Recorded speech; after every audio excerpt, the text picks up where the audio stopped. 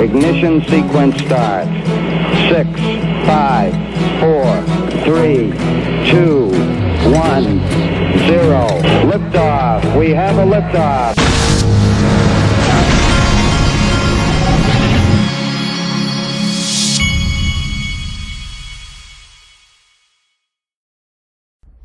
Hey everybody, this is the Digital Asset Investor, and here's something that was going around yesterday. Charles Gasparino scoop, Ripple SEC asking judge to extend deadline for taking witness testimony on XRP case from this week to February 28th, citing COVID outbreak. Also, Ripple believes judge this week could rule on its motion to get internal SEC documents regarding the commission's discussions of XRP.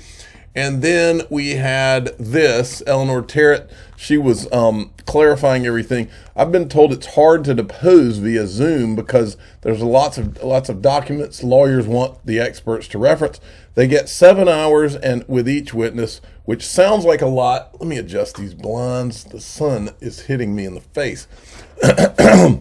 They get 7 hours with each witness, which sounds like a lot, but imagine the time wasted if screen sharing malfunctions, the font is too small, or Wi-Fi spotty. So that's kind of why they did it, is it's easier for them to do this in person. Probably it maximizes that 7 hours that they get with these people, and that's why they want to do it. Now, Charles Gasparino went on to Fox Business. This was Bank XRP that provided this. He went on to Fox Business to talk about all this yesterday. Now, this is interesting. Omicron has struck again. XRP has added more than 4% to its value over just the last 24 hours on news that proceedings in the Securities and Exchange Commission versus Ripple case will have to be pushed back now a month due to the spread of new COVID infections. To Charlie Gasparino with the latest breaking developments in the case. Point out, this is unbelievable. This is a Fox Business report that moved that from Ellie Terrett, my producer, and I've been posting some stuff more recently.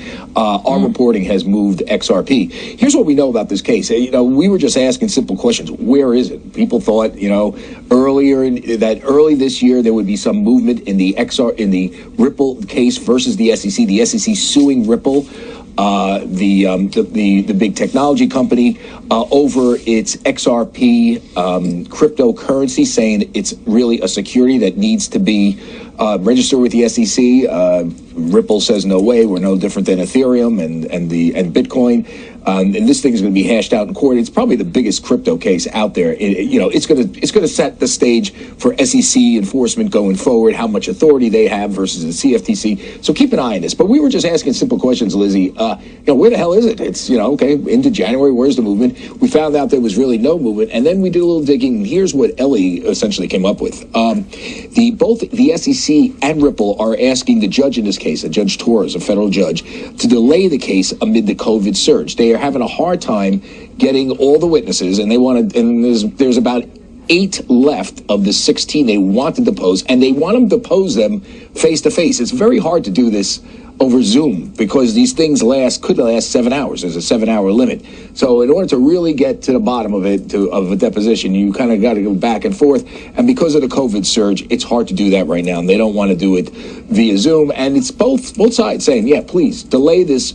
I think the deadline for depositions was this week. Not I know. It's now been delayed, or they both asked the judge to delay it to February 28th. We'll see what the judge says. Usually when both sides ask for a delay, they say, okay, and you'll delay the thing to February 28th. Again, they want to do all 16, not just that they'll get the 8 done this week. That I think the initial 8 will be done this week, but they got to do 16, and that's why the February 28th date is imperative for both sides. And here's another interesting side note. There's a lot of little news on Ripple today in this case. Ripple's request for privileged SEC documents, their internal discussions and documents, emails about what they were saying about XRP versus Ethereum, why Ethereum was given a break and not XRP. The judge is going to rule on Ripple's request to get those documents. If those documents become public, Liz, exactly why XRP, because part of the case here for XRP. That's huge right there, folks. Give us those documents. Now, here's the problem. Even if they give them, even if they order the SEC and the SEC has to give them, I'll bet you dollars to donuts that they redact half of the stuff, and then they got to fight that battle. They shouldn't have redacted this, shouldn't have, because that is the SEC that we live under now. That is the non-transparent SEC. That it's government agencies gone wild. They no longer serve the people that they're supposed to serve. They serve themselves and protecting all of what they've done behind the scenes. That's who they serve now, not us. Why are you holding us, in their words, to a different standard than Ethereum? I know we did certain things. They did almost the same stuff in terms of creating the Ether, the ETH, right? Their cryptocurrency. Mm-hmm. They did an offering, essentially, a digital offering to fund their platform. That's an issue. That's what you're dinging us for, doing it, selling our XRP to fund our platform, and they're thus making it a security. If it's a security, it needs to be registered with the SEC. Ripple, as you know, has not done that. Ethereum has not done that. And of course, the Bitcoin people, whoever they are, whoever created Bitcoin didn't do it back in the day. But apparently they're giving a pass to Bitcoin, they're giving a pass to Ether, and not XRP. Liz, interesting case. Friend Satoshi. Let me tell you something. The crypto world cares big time about this case. This is insane. And you and Ellie are on it. Yeah, she did a good job. She did a good job moving XRP. I don't know why it's moving, but over this, but she moved it. Well, maybe it gives XRP more time. Charlie, great to see you. Thank you very much. All right. Great stuff from them. Now, Stuart Alderati was reacting yesterday. Gary Gensler had tweeted this out. Check out my remarks at the SEC forum where I discuss some principles I have asked our enforcement division to consider as they investigate misconduct and make recommendations to the commission. Stuart Alderati apparently had a problem with it. He says, my first reaction reading this speech, one of four.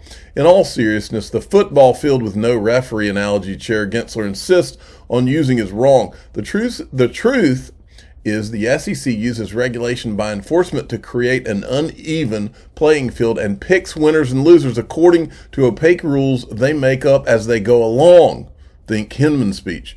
His speech says a high-impact case pulls many other actors back from the line. Does that sound like regulation by enforcement to anyone else? The SEC intends that mere filing of a case chills behavior, regardless of whether they are right on the law or the facts. Because after all, that's why the SEC plays the delay card and uses it to their advantage. So much for justice delayed is justice denied. How about publicly commenting to move the Ripple case as swiftly as possible with no more delays? So I love it. Stuart Alderati was a little pissed. Okay, John Deaton had retweeted his tweet and says, a high-impact case pulls many other actors back from the line. Gary Gensler, that's his quote. What about the collateral damage caused when you pick a high-impact case just to have a chilling effect on other actors? Is $15 billion in damages to innocent holders worth the message? Exactly. John Deaton hitting it out of the park as usual. I want to remind everybody in the middle, before I get to the rest of my video, link to lanqto.com, one of my sponsors. When you make an investment, this is private equity. When you make an investment in a particular company from now until the 31st of January, you'll earn rewards for investing in second, third, or additional companies. Your multiple investments will be eligible for rewards so long as they're made within a 24-hour time period. There's no limit to how many days during the month you can take advantage of the multiple investment rewards.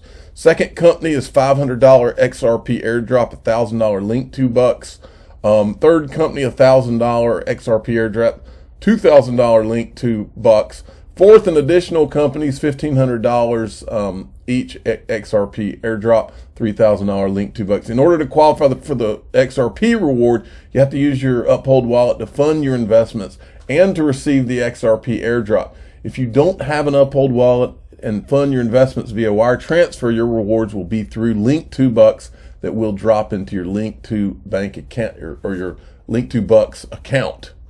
All right, now moving along. Then I saw this. This is Perianne Boring from the Digital Chamber of Commerce. Now remember, the Digital Chamber of Commerce is supposed to be an industry crypto organization that supports crypto in general, not just Bitcoin and Ethereum.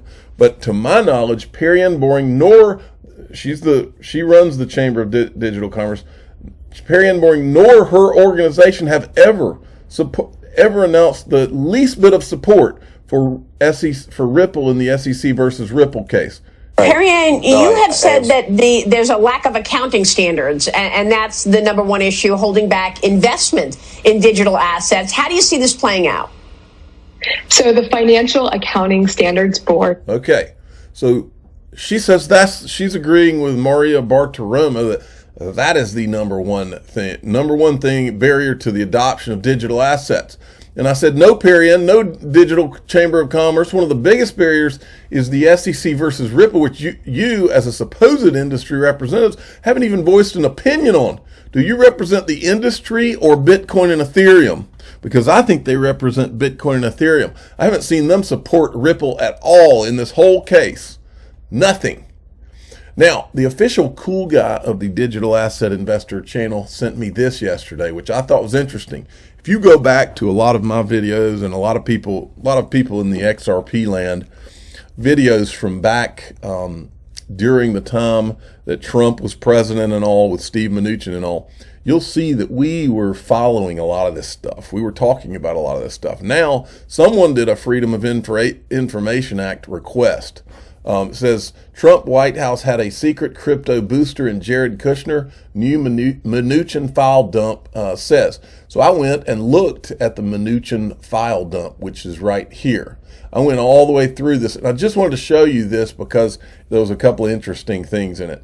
This one is where the Treasury, now we knew that Brad Garlinghouse had met with the Treasury Department, okay? I just wanted to show you this because it was interesting. This is the email going back and forth from Treasury about their upcoming meeting on October 3rd with Brad Garlinghouse. And this is Steve Mnuchin's calendar, which we've talked about in the past. October 3rd, Brad Garlinghouse met with them. But what's interesting about this that I don't think we knew is that on October 3rd, or back on September 13th, 2018, they're sending around a biography on Brad Garlinghouse, which lets us know something we didn't know, or I didn't know, which is that they didn't know Brad Garlinghouse when they had him to this meeting, or at least some of the people in the email thread didn't know. The other thing that's interesting is they reference the Saudi Arabian Monetary Authority in this email and the Bank of England in this thing, and who were, I guess, Ripple's customers at the time. Here's another interesting email that I saw, and I'll tell you why. This was in that Freedom of Information Act request. Now, this is when Treasury Secretary Mnuchin was meeting with this list of people. Look at this list of people. Jack Dorsey from Twitter, Jerry Brito Coin Center. Jerry Brito was integrally involved in the Ethereum Free Pass. Brian Armstrong from Coinbase. Jeff Horowitz from Coinbase. Jeff Horowitz is also, my understanding, one of the guys at Andreessen Horowitz, who is integrally involved in the Ethereum Free Pass. Let me see. That's pretty much the names I wanted to bring to your attention. Now, folks, I told you yesterday I got a colonoscopy. And so when you get a colonoscopy, nowadays that's considered a routine surgery, but they do knock you out. And anytime, I'm human like everybody out there. Anytime, with a family, that is, young kids, but anytime that you have any kind of surgery, even if it's routine, you do a little bit of reflection. And when I was going in for my surgery, I started running through my mind, is there anything I need to make sure that my wife knows if something bad happened, that kind of thing. And so, I went through a moment of reflection there on some of that type of thing, but I also was thinking about what a scary world my kids live in now. And what I'm about to show you is a little video I put together. I mean, I lived through the financial crisis. I know what this guy's talking about is right. I also am seeing all left and right, we've just been through this whole the current events that I don't talk about on this channel because YouTubers were censored when they even said the word that starts with a C when this first started out, which is creepy as it can be to me. But then that's not the only thing that is censored in this freaking weirdo world we live in now. But also, we're starting to see a lot of talk about a cyber attack, almost as if someone knows there's going to be a cyber attack.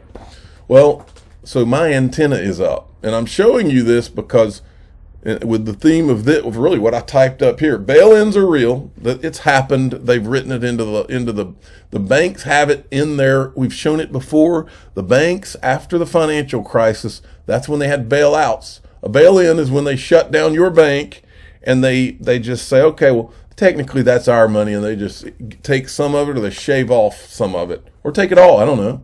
They can do whatever they want, really.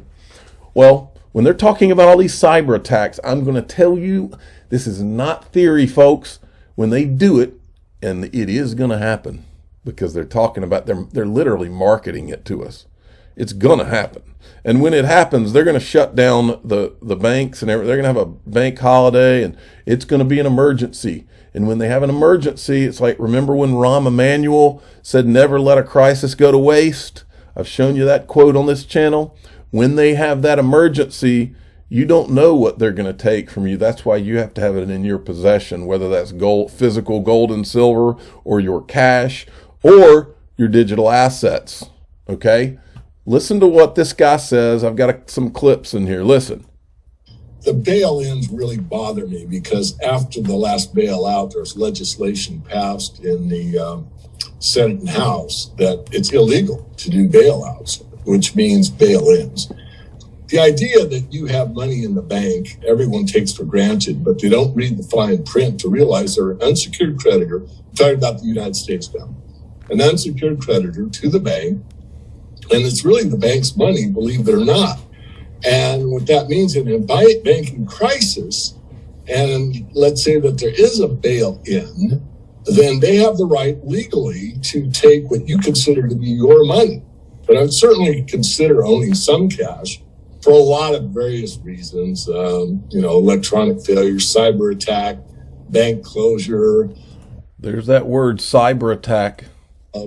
Terrorist act, who knows? I look more toward electrical problems with the grid, perhaps. The grid going down?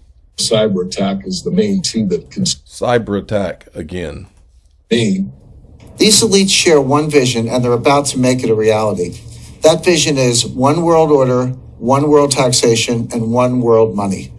They've worked for years behind the scenes preparing to realize that vision. They've literally rigged the laws of international finance. Everything is basically in place right now, and there's essentially no way to stop this from happening. When the crisis hits, they'll flip the switch, freezing the global financial system. That will give them time to reset the world economy according to their vision. If you look into the exercise that they have run this year, I believe they run it in July.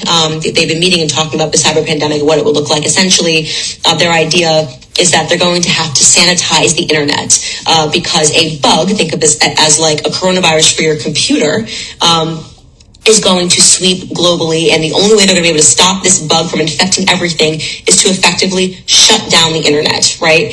And they were talking about bringing down the power grid in an effort to do this. So imagine the government. There's power grid again, cyber attack again. Down the power grid, and you would not have access to anything that required an electrical charge. Folks, the writing's on the wall. Now, she keeps saying they were running this simulation. The they that they were talking about, I'll show you who that is. I think you all know who it is. When in getting this video ready, I was scrolling through Twitter, and when you scroll through Twitter, a lot of times you'll see this promoted tweet. Well, one thing I've been noticing lately is that it's almost like we're being sold this idea. It's not almost like, we are being sold this idea that there's going to be a cyber attack. We're sold this idea that there's going to be a supply chain attack. We're being sold this. It's like we're it's like constantly we're being sold this idea over and over and over. So I'm scrolling through Twitter this morning. It says promoted tweet. Now look at this. Data security predictions 2022 supply chain hacks, and so And so just out of pure curiosity, and I told you that lady there at the end, she kept saying they've been doing this, they've been simulating this. Well, I know who the they is. Well, I typed in this name and who the they is, and you'll never guess where this company is also affiliated with. There it is, and there is the they.